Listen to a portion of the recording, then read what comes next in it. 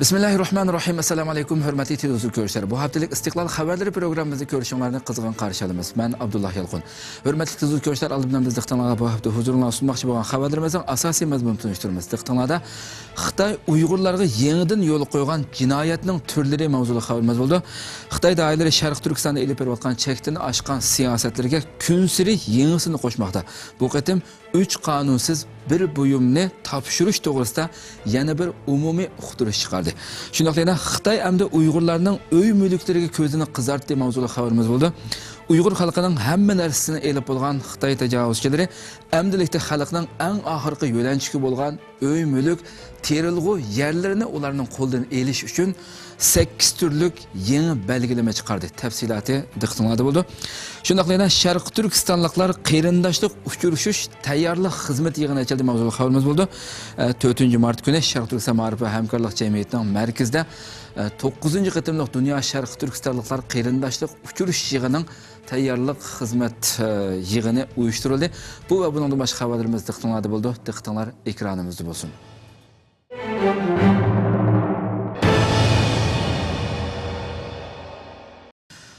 Xitoy hamda Uyg'urlarning uy mulklariga ko'zini qizartdi.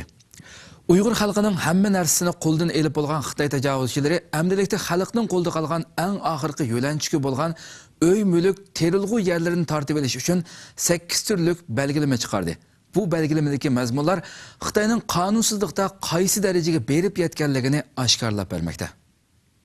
Uyg'ur xalqining hamma narsasini qo'lidan elib bo'lgan Xitoy tajovuzchilari amdilikda xalqning qo'lda qolgan eng oxirgi yo'lanchiga bo'lgan uy mulk terilg'u yerlarini tortib olish uchun 8 turlik belgilama chiqardi.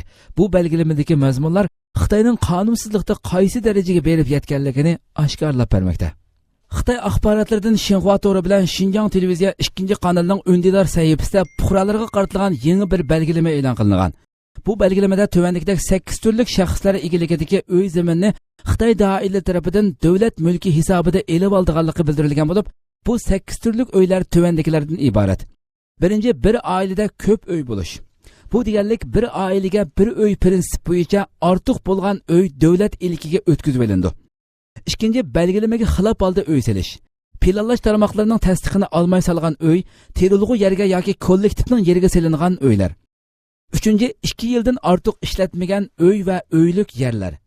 Sitlarga chiqib ishlash yoki shaharga ko'chib ketish sababidan quruq qolgan uylar yoki tashlandiq bo'lib qolgan uylar yoki o'rilib tushgan uylar. 4-chi, uylik yer setib olish. Buningda shaharlardan kelib setib olgan yoki yangidan salgan dacha uylarning birdek qaytirib olinganligi bildirilgan. 5-chi, hukumatga lozim bo'lgan yer va uy.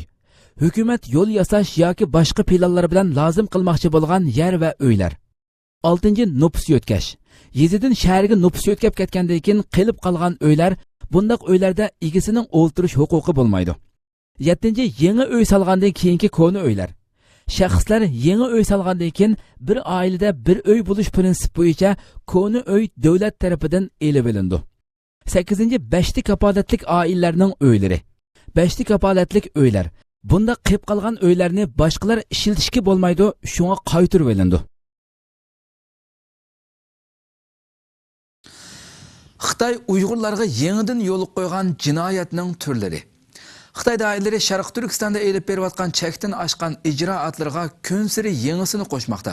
Bu qatim 3 qonunsiz bir buyumni topshirish to'g'risida umumiy uqtirish chiqardi. Xitoy doiralari Sharq Turkistonda elib berayotgan chekdan oshgan ijroatlarga kun sari yangisini qo'shmoqda. Bu qatim 3 qonunsiz bir buyumni topshirish to'g'risida umumiy uqtirish chiqardi. Yangidan chiqarilgan bu uqtirish Xitoyning qonunchilik gazeti va Xinjiang televiziya stansiyasi 2-kanalning undidor suhbatida e'lon qilingan bo'lib, uningga 3 qonunsiz bir buyumni topshirish deb nom berilgan. Bu 3 qonunsiz deyilgani diniy nashr buyumlari, to'rda din tarqitish, diniy harakat qatorliqlarni o'z ichiga olgan bo'lib, bir buyum degani portlatqich yasashga munosabatlik har qanday buyumni o'z ichiga oldi ekan. Uqtirishda tövende cho'ng 3 tur tilga ilingan bo'lib, bu 3 turning ko'plagan izohatlari berilgan. Birinchisida ishlab chiqarish va turmush jarayonida ishlatiladigan buyumlar. Ikkinchisida shaxsning o'z qiziqishi bilan setib olgan, saqlagan, boshqurib tizginlanadigan asboblar, portlatqich yasig'ili bo'ladigan buyumlar. Üçüncüsü de bu umumiy uqtirishda tilga elinmagan, ammo topshirishga tegishlik deb qaragan buyumlar. Bular cho'qim 2017 yil 4 oyning 1 kundan burun Xitoy doiralariga topshirilishi, agar belgilangan muhlat ichida topshirmaganlarning ig'irlatib jinoiy jazoga tortilganligi belgilangan. Birinchi ishlab chiqarish va turmush jarayonida topshirilishi kerak bo'lgan va jinoyat hisoblanadigan buyumlar tuvandikilar. Birinchi, guli qoq quritish yoki yezi egilik ishlab chiqarishidan eshib qolgan gungurt, ammoniy nitrat, oriya, o'g'it qatorliqlar. İkinci, po'jangza, saranga qatorliq buyumlar. Üçüncü, pichoq, kaki qatorliq turmush lozimatliklaridan boshqa pichoq uchining bo'ling'i 30 gradusdan kichik bo'lgan, uzunligi 7 santimetrdan eshib ketgan yoki o'zlari yasab olgan tumir asboblar. To'rtinchi, oy yulduz, halol harom belgisi, Sharq Turkiston degan xat yoki surat tushirilgan osmi gelam, kalendar, qo'ng'iroqliq soat hamda chini chaynak, patnus qatorliq diniy asabiylik tusidagi buyumlar. 5. O'zlari setib olgan Qur'on va chakmi Qur'on hamda boshqa diniy kitoblar, diniy unsim buyumlari. 6. Saqlab qolgan diniy va milliy asabiylik tusidagi kiyim-kechaklar. 7. Doktorxona, ambulatoriya yoki dori do'konlaridan o'zlari setib olgan kali permanganat. 8. Tizimlatib anga oldirmagan, ortiq yoki birak qilingan suyuqlantirilgan gaz to'ngi, avtomobil gaz to'ngi. 9. Tumir asboblarni pishiqlab ishlash kasbidagi kesish uskunasi, kapsharlash, suvarka uskunasi qatorliq saymonlar. 2. Shaxsning o'z qiziqishi bilan setib olgan, saqlagan, boshqurib tizginlanadigan asboblar, portlashgich yasig'ili bo'ladigan buyumlar. Ular tuvandikcha. 1. Yal miltiqi, o'qya, ragatga qatorliq buyumlar. 2. O'z oldiga saqlagan kon ichish, nefit qidirib tekshirishdan eshib qolgan portlatgich doriları, tavritish bombasi, piston qatorliqlar. 3. Durbun, kompas, xarita qatorliq buyumlar. 4. Badan iqtidori mashqi, tantarbiya faoliyatlariga ishlatiladigan pichoq, yo o'qi, uchar xanjar, qum xaltisi, boks paliyi qatorliq qo'ral saymonlar. 3. Bu umumiy uqtirishda tilga elinmagan, ammo topshirishga tegishlik deb qaragan buyumlar. Bu uqtirishning oxirida yuqorqi buyumlarni belgilangan muhlat ichida topshirmaganlarga beriladigan jazo tilga elinib, mundaq deyilgan. 2017 yil 4 oyning 1 kunidan keyin yuchirib topshirmaganlar birdek holda Jungoning terrorlikqa qarshi turish qonuni, jinoiy ishlar qonuni, amonlikni boshqarish bo'yicha jazolash qonuni, po'jangda bexatarlikni boshqarish nizomi, xatarlik ximiyaviy buyumlarning bexatarligini boshqarish nizomi qatorliq aloqador qonun belgilamlar bo'yicha qattiq jazolandi. Sharq Turkistonda zulm davomlashmoqda. Turkiyadagi nopuzluq gazetlardan biri bo'lgan Yangi Chog' gazetining 6 mart kunidagi sahifasida Türklar Sharq Turkistonda assimilyatsiya qilinmoqda sarlavhalik qisqa selishtirma obzor e'lon qilindi. Turkiyadagi nopuzluq gazetlardan biri bo'lgan Yangi Chog' gazetining 6 mart kunidagi sahifasida Türklar Sharq Turkistonda assimilyatsiya qilinmoqda sarlavhalik qisqa selishtirma obzor e'lon qilingan bo'lib, Yangi Chog' gazeti yozuvchisi Dr. Kurshad Zorlu Sharq Turkistondagi Türklar ustidan elib berilayotgan assimilyatsiyaga qarshi qattiq inkos qaytardi degan ibora bilan boshlangan bu selishtirma obzor mundaq davomlashdi. 1945-yili Sharq Turkistondagi Xitoyning egallagan nisbati 6,2%, Uyg'ur turklarining bo'lsa 82,7% edi. 2008-yilga kelganda Xitoylarning nisbati 39,2% ga, Uyg'ur turklarining bo'lsa 46,1% ga yetgan. Sharq Turkistonda Xitoy tajovuzchilarining zulmi uzun yillardan beri davom qilib kelayotgan bo'lib, bu yerdagi Uyg'ur turklarining e'tiqodiy va milliy madaniyatlarining mavjudligiga qattiq besim va cheklama yurgizib kelinmoqda. Undan boshqa yana uzilmay davomlashib kelayotgan hujumlar natijasida 100 minglarcha turk o'ldirib tashlandi. Sharq Turkistondan iborat bu tuproqqa xalqaro kuzatuvchilar yoki axborotlarning kelishiga Xitoy doiralari asla ruxsat qilmay kelmoqda. Xitoyning ikkinchi qatimliq hayva ko'rsatish manevri kuchlik inkos qo'zg'adi. Xitoyning Xotan, Qashqar, Urumchi qatorliq Uyg'urlar markazlik o'ltiraqlashgan rayonlarda elib borgan xalqqa hayva ko'rsatish qasamiyat yig'ini nomida harbiy manevrning orqasidan 27 fevral kuni yana Urumchida 10 ming askar qatnashgan harbiy parad o'tkazganligi xalqarada kuchlik inkos qo'zg'adi. Gumida yuz bergan pichoqliq hujum va Yangisar doktorxonasiga Xitoylarga qartilgan paltiliq hujum voqealaridan keyin Xitoy doiralari Sharq Turkistonning Xotan, Qashqar, Urumchi qatorliq Uyg'urlar markazlik o'ltiraqlashgan rayonlarda 16, 17, 18 fevral kunlari keng ko'lamda xalqga hayvi ko'rsatish qasamyat yig'ini nomida harbiy manevr elib borgan edi. Orqadan necha kun o'tibla 27 fevral kuni yana Urumchida 10 ming kishilik harbiy parad o'tkazdi. Bu qitim o'tkazilgan bu hayvi ko'rsatish qasamyat yig'iniga birinchi qitim Xotan, Qashqar, Urumchida o'tkazilgan manevrga qatnashgan Xitoy askar soqchilari qatnashtirilgan. Hamda Beronovik tikuchar aeroplan va askar tushish mashinasi hamda bir qism ig'ir tipdagi qurollar ishlatilgan. Xitoyning Xinjiang gazetining bu haqda bergan xabarda bildirilishicha, 27 fevral kuni tushdan burun Urumchida elib berilgan keng ko'lamli hayvi ko'rsatish manevri Urumchidagi asosli g'ol liniyalarda Beronovik tanka va askar tush mashinalari bilan ko'cha aylangandan keyin tushdan keyin aeroplan bilan Xotan, Qashqar, Oqsu qatorliq rayonlarga ikkinchi qitimliq harbiy manevr uchun yetib kelgan. Hamda shu joylardagi Xitoy askarlari bilan birlikda xalqni qo'rqitib, terrorlik xarakterli faoliyatlarni elib borgan. 27 fevral kuni necha minglagan Xitoy askarlari Oqsu asr maydonida xalqga qo'rqinch selish qasamyat yig'inini boshlagandan keyin Oqsuning asosli ko'chalari va nuqtaliq o'rinlarda kuch ko'rsatish faoliyati elib borgan. Xotan va Qashqardami bu atalmish hayvi ko'rsatish faoliyatini o'xshash usul bilan elib borgan bo'lib, Xotanda Qaraqosh va Lob nahiyalarigacha yetib kelgan. Xitoy doiralarining Sharq Turkistonda yaqindan beri orqadan elib berayotgan bu xildagi xalqga hayva kuch ko'rsatish manevrlari xalqarada kuchlik qarishliq inkoslarini paydo qildi. Har qaysi axborot o'rinlarining eng qiziq nuqtasiga aylandi. Reuters, BBC, CNN, TRT, Al Jazeera qatorliq danglik axborot vositalari Xitoy doiralarining Sharq Turkistonda elib berayotgan bu xildagi harakatlarni aybladi.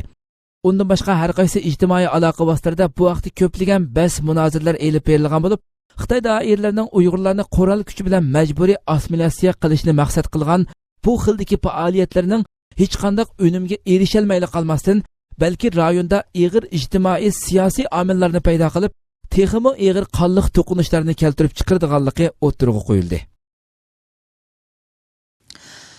Sharq Turkistonlik qarindoshlik uchrashishi tayyorlik xizmati yig'ini ochildi. Dünya Sharq Turkistonliklar qarindoshlik kengashi hay'ati 4-mart kuni Sharq Turkiston ma'rif va hamkorlik jamiyati markazida 9-qitimliq Dünya Sharq Turkistonliklar qarindoshlik uchrashishi tayyorlik maslahat yig'ini uyushtirdi. Dünya Sharq Turkistonliklar qarindoshlik kengashi hay'ati 4-mart kuni Sharq Turkiston ma'rif va hamkorlik jamiyati markazida 9-qitimliq Dünya Sharq Turkistonliklar uchrashishi tayyorlik maslahat yig'ini uyushtirdi. 16 davlat faoliyat elib berayotgan muhojiratdagi Sharq Turkistonlik Uyg'urlar 2009 yilda Turkiyada tunji qitim bir yerga jam bo'lib, birinchi qitimliq qarindoshlik uchrashish faoliyati elib borgan edi. Shuningdek keyin har yili bu uchrashish uzilmay davomlashib kelmoqda. Bu qitimliq kengash yig'iniga Sharq Turkiston ma'rif va hamkorlik jamiyatining idora hay'ati rahbarlari, jamiyatning har qaysi sho'ba mas'ullari, tashviqot, tadqiqot, nashriyat va ta'lim-tarbiya bo'limlarining mas'ullari qatnashgandan sirt, yana bir qism Uyg'ur ziyolilar, tadqiqotchilar va yurt mutavallilar bo'lib 20 ga yaqin kishi qatnashdi. Hidayatullah O'g'izxonning bildirishicha, bu yig'inda 8 yildan buyon har yili bir qitim o'tkazilib kelayotgan Dunyo Sharq Turkistonliklar qarindoshlik uchrashish yig'inining 9-qitimligi bu yil o'tkazilmoqchi bo'lib, bu yig'inning qachon, qayerda, qanday va qaysi temada o'tkazilish to'g'risida muzokara elib berilganligini bildirdi. Yig'indan egallagan ahvollarda ma'lum bo'lishicha, bu yig'inda Dunyo Sharq Turkistonliklar qarindoshlik uchrashish yig'inining tayyorlik xizmatlari, yig'inda muzokara qilinadigan temalar, asosiy mazmunlar, so'z qilguvchilar, qatnashuvchilar to'g'risida muzokara qilingan va yig'inga aloqador bir turkum qarorlar e'lingan.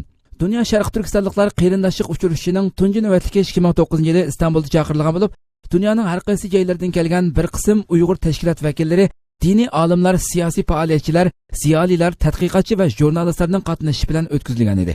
Bu qitim 9-navbatlikka o'tkazilgan Dunyo Sharq Turkistonliklar qarindoshlik uchrashishining qachon, qayerda o'tkazilganligi bekitilgan va yig'inda muzokara qilinadigan temalar va so'z qilguvchilar bir qo'r ko'zdan kechirilganligi bildirilgan.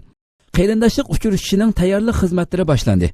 2009 yildagi tunji qitimliq uchrashishdan keyin har qaysi tashkilotlar va muhojiratdagi Uyg'urlar orasida moslashish va hamkorlikni kuchaytirish uchun Dunyo Sharq Turkistonliklar qarindoshlik kengash hay'ati ta'sis qilingan bo'lib, shuningdan beri har qaysi davlatlarda elib berilayotgan faoliyatlar orasida yaqinlik va birlik ruhini urg'utib, har yili Dunyo Sharq Turkistonliklar qarindoshlik uchrashishiga yetakchilik qilib kelmoqda. Amerika kurashchi aeroplanlari Janubiy Xitoy dengizi osmonida. Xitoy bilan rayondagi qo'shni davlatlar orasidagi munosabatlarning jiddiylashishiga sabab bo'layotgan Janubiy Xitoy dengizi ustida Amerikaning kurashchi aeroplanlari uchishga boshladi. Milliya to'rining 3-mart kunidagi xabardan shu kuni Amerikaning F-18 va boshqa kurashchi aeroplanlari USS Carl Vinson aviamatkasidan havoga ko'tarilgan.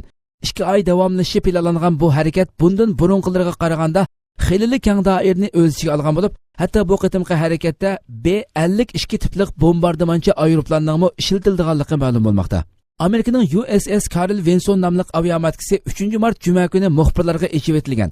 Natijada xalqaro axborotlar yadro yiqilg'usi bilan harakatlanadigan USS Carl Vinsondan jiddiy turda dunyoga uchib tarqatishga boshlagan. Naq maydondan tortilgan suratlarda aeroplanlarga o'rinlashtirish uchun boshqariladigan bombalarni yo'tkayotgan askarlar alohida diqqat tortgan. Safar erkinligi deb nom berilgan bu harakatga qarshi Xitoy doiralari tunji qitimliq bayonotini e'lon qilib, Xitoy tashqi ishlar bayonotchisi Geng Shuangning tili orqali o'zlarining bu harakatdan qattiq bearam bo'lganligini bildirgan. O'tgan yil 9-oyda Xitoy o'zining ittifoqdoshi bo'lgan Rossiya bilan Janubiy Xitoy dengizida birlashma manevr elib borgan edi. Xitoyning Janubiy Xitoy dengizidagi talashda turayotgan orollarda elib borgan harbiy qurilish aslahalari 2016-yili sun'iy hamla tarafidan bayqalgan. 12-oyda bo'lsa, buningga munosabatlik e'lon qilingan suratlarda ayrim-ayrim 7 orolga o'rinlashtirilgan bombadan mudofialanish sistemasi va zenit top aniq namoyon qilingan edi. Xitoy doiralari talash tartish bo'layotgan bu orollar ustida bir qancha yil ilgari ul aslaha qurilishlarini boshlagan edi. Hamda buning xalqaro qonunga uyg'un ekanligini da'vo qilib kelgan. Ammo Tayvanni asos qilgan holda Vietnam, Filippin, Malayziya va Bruney qatorliq davlatlarmi bu orollarda o'zlarining haqqi borligini deb kelgan. Hamda Xitoyning Janubiy Xitoy dengizini harbiy bazalar bilan qo'rishganligini ayblab kelgan edi. Xitoy bu vaqtda yolg'iz bu davlatlar bilan emas, balki Amerika bilanmi pat-pat qarishilib kelmoqda. Xitoyda BBC muxbiri iqrornomaga majburiy qo'l qo'ydirildi. 3-mart kuni Xitoyning Xunan o'lkasida Angliyaning dunyoviy nufuzga ega davlat axborot organi bo'lgan BBC muxbiri Xitoy doiralari tomonidan hujumga uchrab, sinalg'u apparatlari chaqib etildi hamda qonunsiz ziyorat qilish va rasmga tortish qilmishi sodir qilganligiga aloqador iqrornomaga majburiy qo'l qo'ydirildi. 3-mart kuni BBC to'rining bergan xabarda Xitoyning Xunan o'lkasida Angliyaning dunyoviy nufuzga ega davlat axborot organi bo'lgan BBCning muxbiri Xitoy doiralari tomonidan hujumga uchrab, sinalg'u apparatlari chaqib etilgan hamda qonunsiz ziyorat qilish va rasmga tortish qilmishi sodir qilganligiga aloqador iqrornomaga majburiy qo'l qo'ydirilgan. Xabarda Xitoy fuqarolarining uzun yillardan beri ig'ir zulm, adolatsizlik va soqchilarning zo'rliqlariga qarata Beijingdagi Xitoy markaziy doiralariga ariz qilish uchun har yili necha minglagan kishilarning keldiganligi tilga olingan. Hamda BBC muxbirining bundan 3 yil ilgari shu arizdorlardan biri bo'lgan Yang oilasi bilan suhbat elib berib, Xitoy doiralari tomonidan yerlari majburiy tortib olinish bilan birga dadasining soqchilar tomonidan urib o'ltirib etilganligi to'g'risidagi xabarni BBC kanali orqali xalqaroga tarqatganligi bildirilgan. Xabar deyilishicha, bu qitim musha hafta ichida Beijingda o'tkazilayotgan Xitoy siyosiy maslahat kengashi yig'in munosabati bilan barliq arizdorlarning Beijingga kelishi yerlik doiralar tomonidan qattiq kontrol qilingan. Hamda Yangning onasi va singlisi bu jarayonda doiralar tomonidan nazorat ostiga olingan. Yang oilasi bilan ko'rishish uchun Xunandagi uning uyiga qarab yo'lga chiqqan BBC muxbiri yo'lda Xitoyning munosabatlik xodimlar tomonidan hujumga uchrab, apparatlari chaqib etilgan hamda yezdan ayrilgandan keyin 20 dak noma'lum kishilar tomonidan mashinasi qo'rishib olinib tekshirilgan va birdamdan keyin ularga soqchilarmi qo'shilgan. Natijada qattiq vosita va tahdidlar bilan iqrornomaga qo'l qo'yishga majburlangan.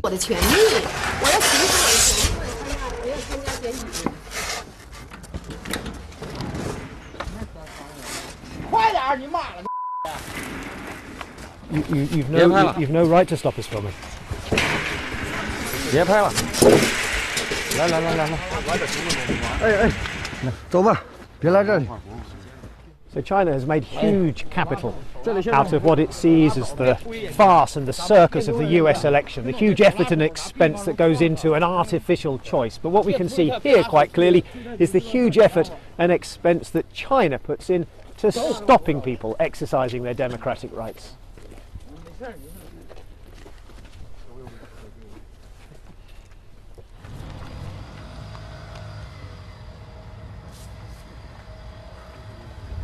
手臂夹着手臂往出，会不会呀？手臂靠胳膊往出轻它就完事儿了呗，就这点事儿，也别推它，也别碰它，直接往出轻它。 As you can see, there's absolutely no way through. Probably 20, 25 men outside this house. There's absolutely no way to get to it. Sorry. We have permission. We have permission to speak. So this is democracy Chinese style. A large group of thugs pushing us away, and we've no choice but to leave. The woman inside, hoping to stand for election, won't be able to do this interview. You're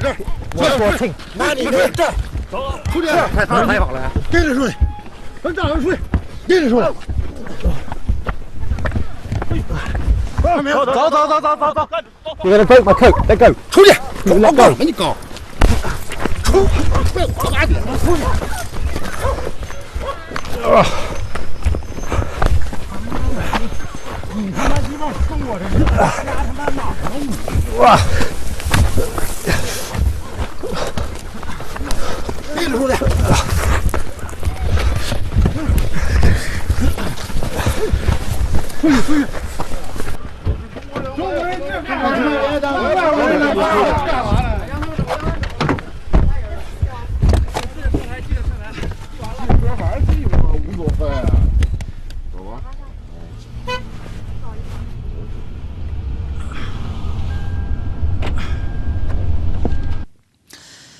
İHA hay'ati Sharq Turkiston Ma'rif va hamkorlik jamiyatida ziyorati bo'ldi. 9 Mart payshanba kuni İHA İnsoniy yordam fondining raisi Bülent Yildirimning boshchiligida bir hay'at Sharq Turkiston Ma'rif va hamkorlik jamiyatida ziyorati bo'ldi. 9 Mart payshanba kuni Markaziy Istanbulga joylashgan İHA İnsoniy yordam vaqfining raisi Bülent Yildirimning boshchiligida bir hay'at Sharq Turkiston Ma'rif va hamkorlik jamiyatida ziyorati bo'ldi. Türkiye'deki xalqarалық ijtimoiy yordam organi bo'lgan İnsoniy yordam vaqfining raisi Bülent Yildirim boshchiligidagi 12 kishilik hay'at Sharq Turkiston Ma'rif va hamkorlik jamiyatida ziyorati bo'ldi. Jamiyat raisi Hidoyatullo O'g'izxon qatorliq idora hay'at a'zolari ularni qizg'in kutib oldi. Hidoyatullo O'g'izxon İHA İnsoniy yordam vaqfining raisi Bülent Yildirim qatorliq hay'atga jamiyatning xizmat faoliyatlari haqida qisqacha ma'lumot berdi. Sharq Turkistonning yaqinqi vaziyati Xitoyning besim siyosatlari to'g'risida muzokara elib bordi. Ikki taraf o'rtasida qizg'in suhbat bo'lib o'tdi. Ziyorat oxirida hay'at sharafiga Uyg'urcha taomlar bilan tamoq ziyofati berildi. Xitoy Hong Kong masalasida Angliyaga inkos bildirdi. Xitoy doiralari Angliyaning Hong Kongga munosabatlik doklatiga inkos bildirib, Londonni Xitoyning ichki ishlariga aralashmaslikka chaqirdi. Xitoy doiralari Angliyaning Hong Kongga munosabatlik doklatiga inkos bildirib, Londonni Xitoyning ichki ishlariga aralashmaslikka chaqirdi. Xitoy Tashqi ishlar ministrligi bayonotchisi Geng Shuang Angliyaning 6 oylik Hong Kong doklatiga qarata darhol bu harakatini to'xtatish, Xitoyning Hong Kong masalasidagi ichki ishlariga aralashmaslik to'g'risida yozim bayonot e'lon qilib, Angliyaning bu doklatiga qarshi turadiganligini bildirdi. E'lon qilingan yozma bayonotda Hong Kongning alohida rayon ekanligi, bir davlat ikki xil tuzum prinsip bilan boshqarilayotganligi, bu yerdagi har qanday masalaning o'zlarining ichki ishlari ekanligi, boshqa davlatlarning aslo buningga aralashish haqqi yo'qligi bildirilgan. Hamda Xitoy doiralariga qartilgan tanqidlarga qarshi turadiganligi qo'shimcha qilingan. Angliya parlamentiga sunilgan 6 oylik Hong Kong doklatida kishilik huquq va demokratiyaga munosabatlik Xitoy doiralariga qartilgan tanqidlar o'rin olgan bo'lib, Xitoy doiralari bu doklatni e'lon qilmaslikni talab qilgan. Hong Kong Xitoyning qo'liga o'tgan 20 yildan buyon Angliya Xitoy doiralarining Hong Kong siyosatini tanqidlagan 40 parcha doklat e'lon qilgan. Angliya bilan Xitoy orasida imzolangan o'rtaq kelishimda 2047-yilgacha Hong Kongning faqat tashqi siyosat va qo'g'dinishga o'xshash sohalarda Xitoyga tabe bo'lganligi, undan boshqa bir davlat ikki xil tuzum siyosati bilan o'ziga o'zi ega bo'lish huquqini qo'g'dash to'g'risida birdaklik hosil qilingan edi. Xitoy Berma chegarasida to'qinish yuz berdi. Xitoy Berma chegarasi atrofida yuz berayotgan qurolliq to'qinishlar rayondagi nurg'un fuqarolarning chegaradan Xitoy tarafga qarab qechishiga, buning natijasida ikki davlat o'rtasidagi vaziyatning jiddiylashishiga sabab bo'ldi. Reuters'ning 8 mart kuni bergan xabarda minglab kishilarning Berma chegarasidan Xitoyga qarab qochganligi tilga ilingan. Xitoy Berma chegarasi atrofida Berma xavfsizlik qismlari bilan bu yerdagi yerlik qurolliqlar o'rtasida qurolliq to'qinish yuz bergan bo'lib, natijada bu rayondagi nurg'un fuqarolar chegaradan Xitoy tarafga qarab qochgan. Buning natijasida ikki davlat o'rtasidagi vaziyat jiddiylashgan. Bermaga tava bo'lgan Xitoy chegarasiga yaqin Shanxi Tayda 2014-yildan boshlab qurolliq to'qinishlar avj olgan bo'lib, u yerdagi milliy qurolliqlar Bermadan ayrilib mustaqil bo'lishni yoki oliy avtonomiya berishini talab qilib kelmoqda. Bu qatim 6 mart kuni qurolliqlar Xitoy chegarasiga yaqin bo'lgan Shanxi Taydagi Berma armiyasiga hujum qilgan bo'lib, yuz bergan to'qinishda 30 dan ortiq kishining o'lganligi bildirilgan. To'qinish hali ham davom qilmoqda ekan. Vaqa yuz bergandan keyin Xitoy taraf bayonotchisi Geng Shuang bayonot e'lon qilib, vaqadan qochib Xitoy chegarasiga panohlik izlab kelgan 20 mingdan ortiq kishini qabul qilganligini bildirgan. Xitoyning Berma bilan chegaralanadigan Nansan shahridagi bir mehmonxona xodimining bildirishicha, qochgan kishilar intayin ko'p bo'lib, bir qismlarining kiyim-kechaklari bo'lsa-mu, ammo yana bir qismlari yelin kiyim bilan kelganligi deyilgan. Qizil Kirist jamiyati xodimining bayoniga qaraganda 7 mart seshanba kuni 200 atrofida kishi musofirlar lageriga qabul qilingan. Yana bir tarafdan Berma chegarasida Xitoyga o'tish uchun 300 atrofida kishining borligi ma'lum. Hurmatli televizor ko'ruvchilar, shuna qilib bu haftalik Istiqlol xabarlari programmamiz mush yerda oxirlashdi. Kelar qatimqi programmamizni ko'rishgacha sizlarni Janobi Alloh topshiramiz. Shuna qilib program oxirida ekran orqasidagi barcha xizmatdoshlarimga ko'pdan ko'p rahmat aytaman. Assalomu alaykum va rahmatullohi taala va barakatuh.